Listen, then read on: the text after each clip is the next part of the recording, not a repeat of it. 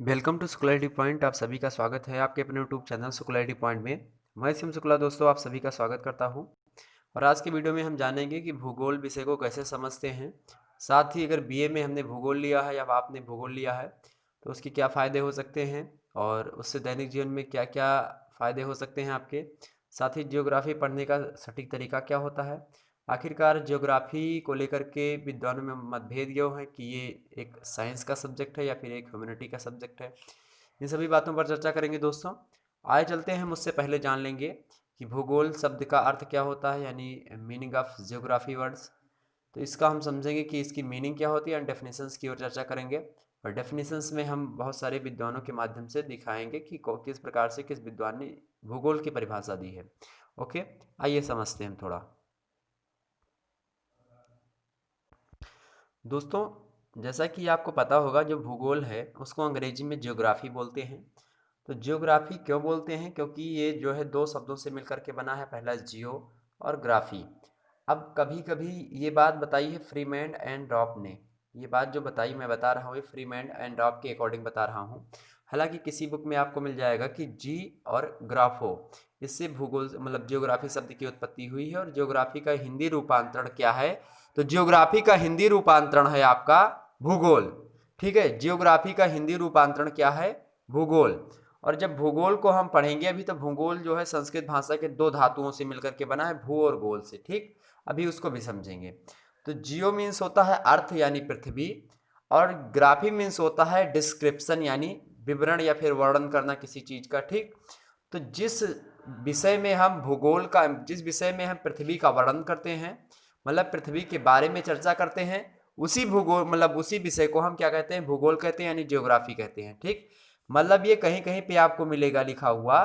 जैसे भूगोल की परिभाषा और क्षेत्रों में बहुत लोग देते हैं, लेकिन फ्रीमैन एंड डॉक महोदय ने कहा कि जिस विषय में या फिर जिस शास्त्र में हम पृथ्वी के वर्णन मतलब पृथ्वी का वर्णन करते हैं उसी को हम भूगोल कहते हैं।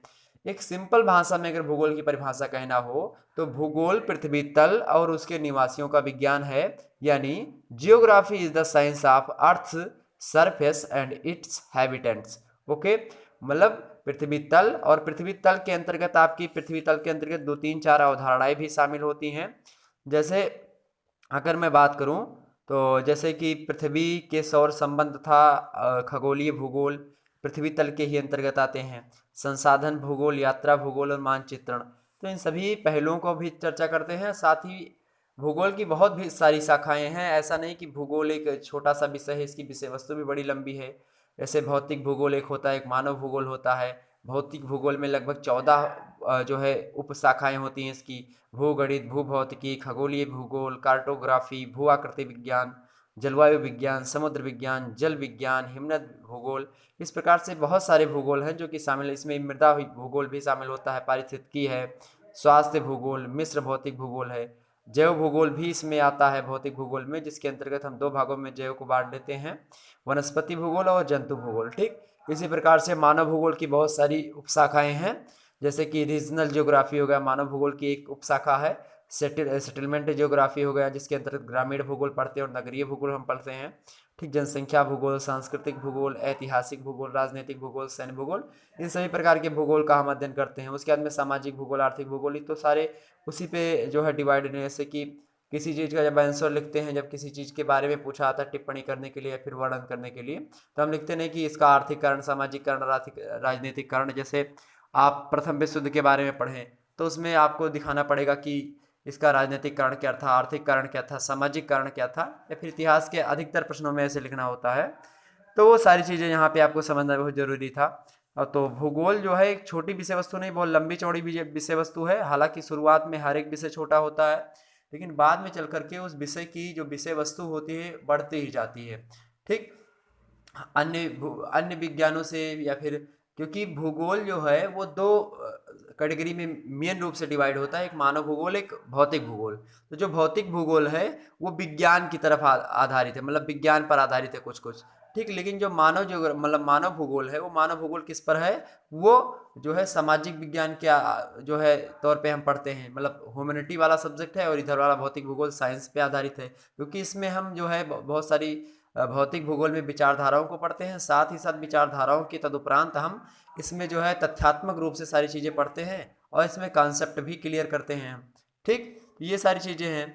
देन मानव भूगोल में हम पढ़ते हैं मानव के क्रियाकलापों के बारे में, उसके आर्थिक तंत्र के बारे में, इन सभी चीज़ों के बारे में चर्चा करते हैं। उसमें हम देखते हैं भौतिक भूगोल में पहाड़ कैसे बना, पर्वत कैसे बना, महाद्वीप कैसे बने, पृथ्वी की उत्पत्ति कैसे हुई। ठीक, ये सारी चीज़ें पढ़ते हैं। आगे हम बढ़ते हैं कि अब एक प्रश्न जनरली पूछा जाता है कि फादर ऑफ ज्योग्राफी कौन है। तो फादर ऑफ ज्योग्राफी कौन है? हिकेटियस हैं। और हिकेटियस हैं, इन्होंने 500 बीसी मतलब 500 ईसा पूर्व में ही ये चीज़ बताई थी। और हिकेटियस ने क्या बताया था? हिकेटियस इन्होंने प्रादेशिक भूगोल का प्रारंभ किया है और इन्होंने बताया प्रादेशिक भूगोल पर। इनकी एक पुस्तक है, इनका एक ग्रंथ है जस पीरियोडस या फिर पीरियोडस, कहीं कहीं पे लिखा मिलेगा।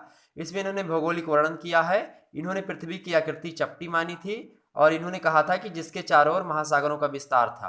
पृथ्वी की आकृति कैसी मानी? चपटी मानी है। तो इन्हें ही क्या कहा जाता है? भूगोल का जनक कहा जाता है। इनसे पहले भी बहुत सारे विद्वान हैं, जैसे कि होमर हो गए। होमर जो है इलियड और ओडिसी, ठीक, बहुत से क्षेत्रों में मानव वर्गों एवं जनपदों के भौगोलिक वर्णन किए थे इन्होंने। ठीक, इनकी दो रचनाएं, इनकी एक रचना है होमर की इलियड और दूसरी रचना है ओडिसी। इसमें इन्होंने क्या किया है? बहुत सारे वर्गों जनपदों का भौगोलिक वर्णन किया, लेकिन ये इतने मात्र नहीं था, मतलब इतना ही पर्याप्त नहीं था कि इनको भूगोल का जनक कहा जाता। उसके बाद में लगभग 580 ईसा पूर्व के आसपास जो है एक थेल्स नामक महोदय आते हैं। उन्होंने गणितीय भूगोल का प्रतिपादन किया, इसलिए थेल्स को हम गणितीय भूगोल का जन्मदाता मानते हैं, यानी जनक मानते हैं। ठीक है, और हम आगे बढ़ते हैं तो अनेक्सिमेंडर आते हैं, जिन्होंने ब्रह्मांड विज्ञान यानी कॉस्मोलॉजी को विकसित किया। तो इनको हम कॉस्मोलॉजी का मतलब जन्मदाता मानते हैं, यानी जनक मानते हैं। तो ब्रह्मांड उत्पत्ति का सिद्धांत भी इन्होंने दिया, नक्षत्र के बारे में वर्णन किया। ठीक है, तो ये अनेक्सिमेंडर ने सूर्य, चंद्र और नक्षत्रों की गणनाओं में गणितीय भूगोल का भी विकास किया। तो इस प्रकार से इन्होंने जीवोत्पत्ति के सिद्धांत का भी प्रतिपादन किया था। तो अनेक्सिमेंडर भी एक महत्वपूर्ण थे, लेकिन इनको प्रथम मानचित्र निर्माता कहा जाता है। क्वेश्चन पूछा जाता है कि प्रथम मानचित्र निर्माता कौन थे? तो अनेक्सिमेंडर थे। इसके बाद में तब हिकेटियस आते हैं और हिकेटियस की जो है लगभग 500 बीसी के आसपास। तो इनको हम फादर ऑफ जो है जियोग्राफी मान लेते हैं, क्योंकि इन्होंने उस समय प्रादेशिक भूगोल का प्रारंभ कर दिया था। ठीक, उसके बाद में हेरोडोटस, अरस्तु, थियोफ्रेस्टस, इरेटोस्थनीज आते हैं। इस प्रकार से आते हैं। तो यहाँ पे इरेटोस्थनीज कब आते हैं? 250 बीसी के आसपास आते हैं, मतलब ईसा पूर्व के आसपास आते हैं। तो इनको क्या बोला जाता है? Father of geodesy. इन्होंने जो है जो ये हैं इरेटोस्थनीज, इन्होंने क्या किया था? पृथ्वी को नापने का कार्य अपने हाथ में लिया था। ठीक, इन्होंने पृथ्वी को नापने का काम अपने हाथ में लिया था। किसने? इरेटोस्थनीज ने।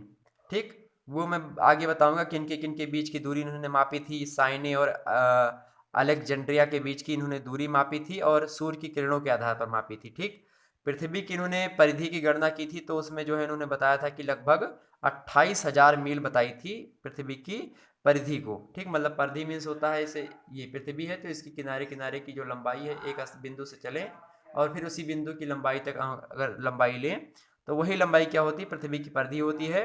तो इरेटोस्थनीज को क्या बोला जाता है? तो इरेटोस्थनीज को हम बोलते हैं फादर ऑफ ज्योडसी। ठीक, अब हम बात करते हैं भूगोल शब्द की मीनिंग क्या होती है। तो भू प्लस गोल बराबर भूगोल होता है। और ये जो है ये दोनों शब्द भू और गोल ये संस्कृत भाषा के शब्द हैं और इसका मतलब होता है गोलाकार पृथ्वी का अध्ययन करना। तो जिसमें हम गोलाकार पृथ्वी का अध्ययन करते हैं वही भूगोल होता है। ये बात संस्कृत भाषा से पता चलती है हमको। अब हम देख लेते हैं इसकी परिभाषा भूगोल की। कुछ भूगोल की परिभाषा आपके सामने प्रस्तुत है मित्रों, यहाँ पे देख सकते हैं आप।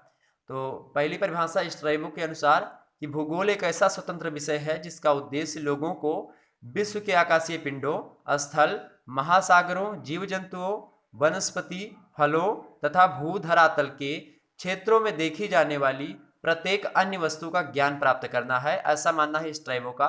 ठीक, समझ गए होंगे, ज़्यादा इसमें इन्होंने ज़्यादा कठिन परिभाषा नहीं दी है।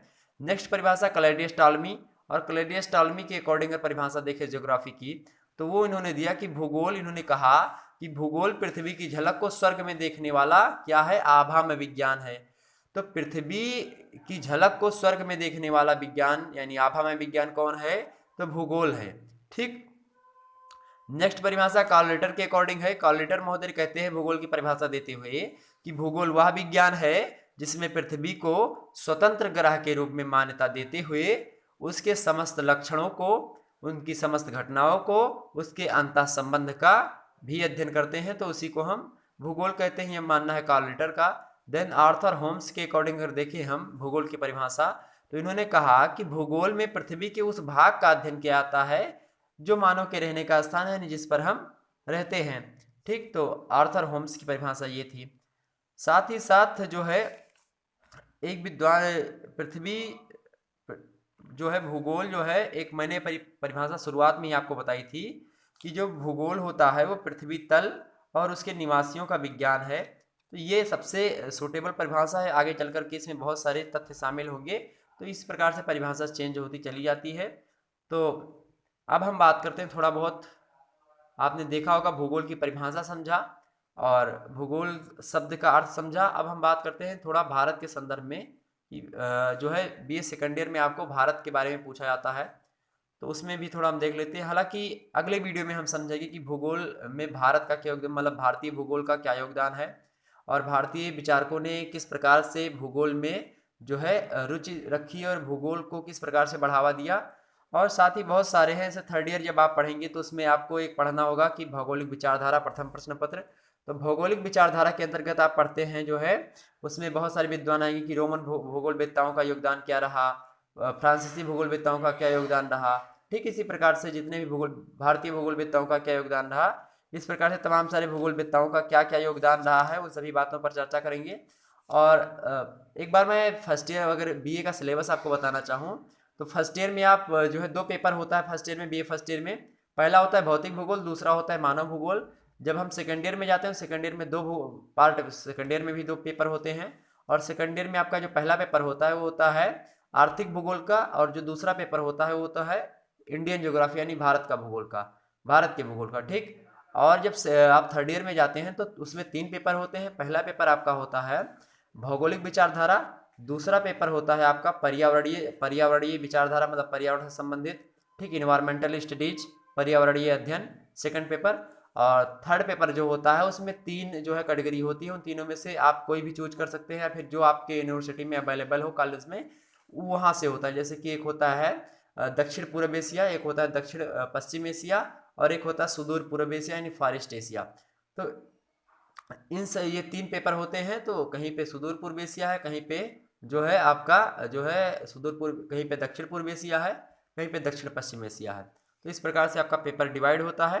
तो हालांकि वो मैं जो है वीडियो प्रोवाइड करवा चुका हूँ, सब पे जो है अवेलेबल है, सबके मॉडल पेपर की किस प्रकार के प्रश्न आते हैं उसको आप देखेंगे। और साथ ही भूगोल एक जो है मैंने पहले ही बताया कि ये विज्ञान भी है और जो है सामाजिक विज्ञान भी है, समाज से भी रिलेटेड करता है। तो इसको एक तथ्य के रूप में भी हमें थोड़ा बहुत पढ़ना पड़ता है और कॉन्सेप्ट के रूप में भी पढ़ना पड़ता है। फिर मिलेंगे दोस्तों एक नई वीडियो में, तब तक के लिए जय हिंद जय भारत।